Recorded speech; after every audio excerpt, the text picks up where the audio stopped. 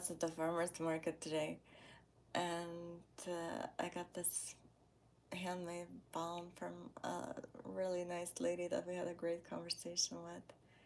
And there was this other lady shopping with her kids, and they were very well behaved.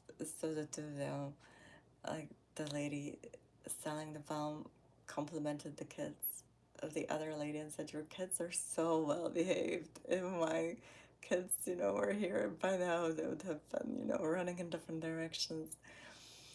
So they said how kids are supposed to be feral when they're young and they just let them be kids.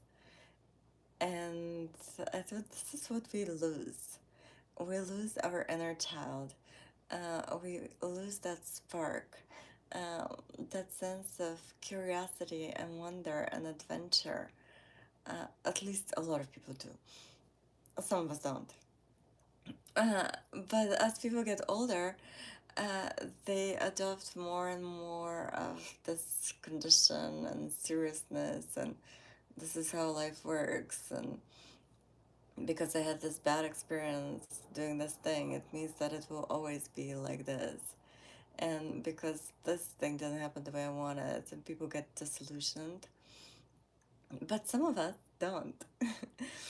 And it made me think of Pippi Longstocking, which was my favorite book as a child, and how Pippi was very unconventional. If you have read the book, you know that her mom is an angel and her dad is a ship captain.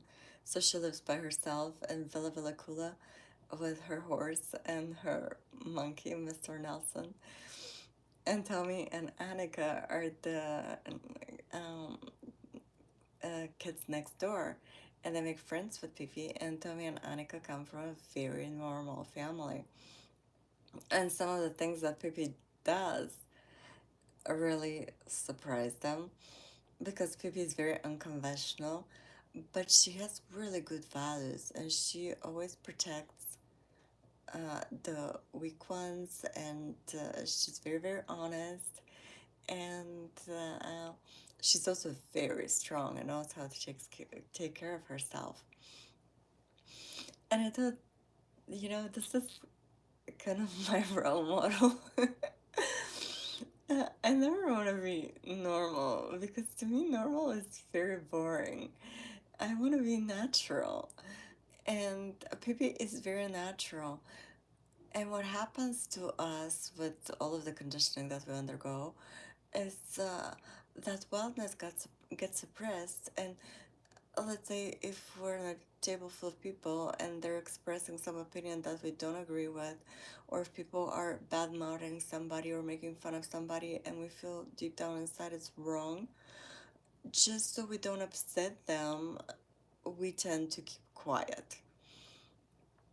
But it's like, what is the use? Like, the person that has a little bit more conscious is the person that does need to speak up and say, you know what, it makes me uncomfortable that you're making fun of somebody who's not actually here. And I don't feel that's right, and I don't want to be part of it. So, no, I'm not going to laugh at you laughing at somebody else. It's just not nice to laugh behind somebody else's back. And yeah, you're not gonna be popular among those people if you express that opinion, but at the same time, do you actually want to be around people that make fun of other people behind their back? And do you care about the opinion of that person that is probably gonna go and talk behind your back when you're not there?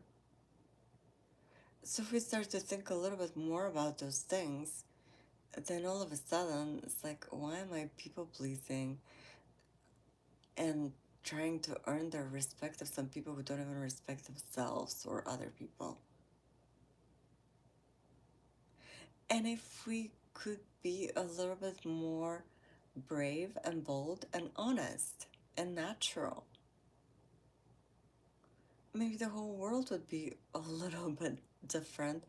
And I'm not saying to be disagreeable just to be disagreeable or rebellious just for the spite of it.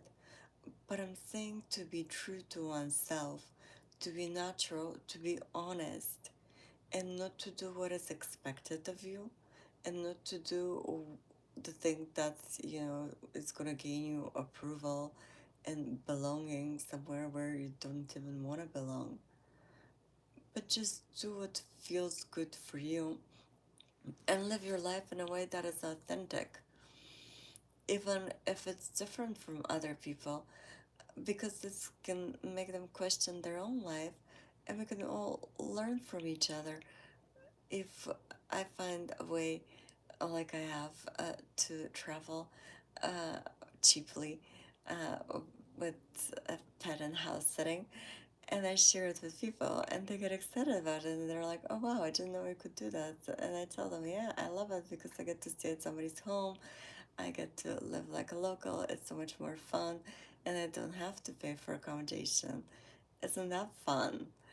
And it opens new possibility for people. Uh, so let us not be afraid to be a little bit more unconventional and a little bit more real and honest about who we are and proud of our strengths and comfortable with our quirks. And we don't have to do things the same way as everybody else.